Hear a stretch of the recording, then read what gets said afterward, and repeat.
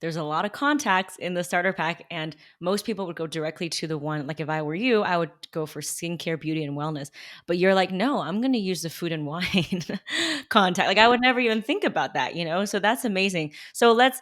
Can you take me through a journey where you came up with a pitch, you pitched, and then it got featured? Kind of what that looks like in terms of how long it took, how many follow ups. So I want to remind everyone, like, what sort of excites producer or a director. And one is definitely like a temporal nature to it, right? So if it's timely, I think that that's really important. The other thing is people always love to see a face, right? They love a human interest story because it sort of gets us excited. And so I want people to really keep that in mind as they sort of generate their ideas and sort of think about what might be interesting. So for example, Men's Health, one of the articles that I had pitched was I actually was seeing a really a rapid increase in rise in skin cancer in a particularly sensitive part of the male anatomy. And so, and again, this is a great example of your publication is going to make a huge difference. So I immediately thought of Men's Health. And not only was I able to connect to a great writer who I currently have a great relationship with and who I pitch articles to all the time, I said, this is on the rise.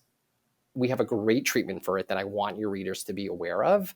And I can connect you with a face. And it was almost like a no-brainer for Men's Health to sort of pick up that article. And so that, that was sort of picked up with no problem. And then once you get those contacts, cherish them, keep them, remind them that they've used you in the past and that you've used them and that you should know each other. They're obviously reaching out to tons of experts all the time.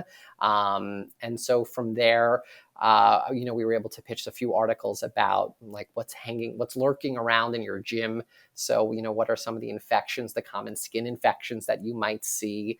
And again, if I were to tell you, Gloria, we're not gonna gross out your listeners today about the nasty things you could find in the gym. It has not changed in years. These are still the same either bacteria or viruses that you still might find. Obviously coronavirus excluded, but it's just putting it together and finding that right contact and saying this is why it's important to your readers, whether it's now, whether it's 5 years ago, or whether it's in the future. And it was well received, and so they were able to publish an article on that as well. So using CPR plus using sort of those techniques to find an angle, find the human interest, and again, remind yourself that you are the discoverer in a lot of things in your own field. Like only you will have that inside knowledge.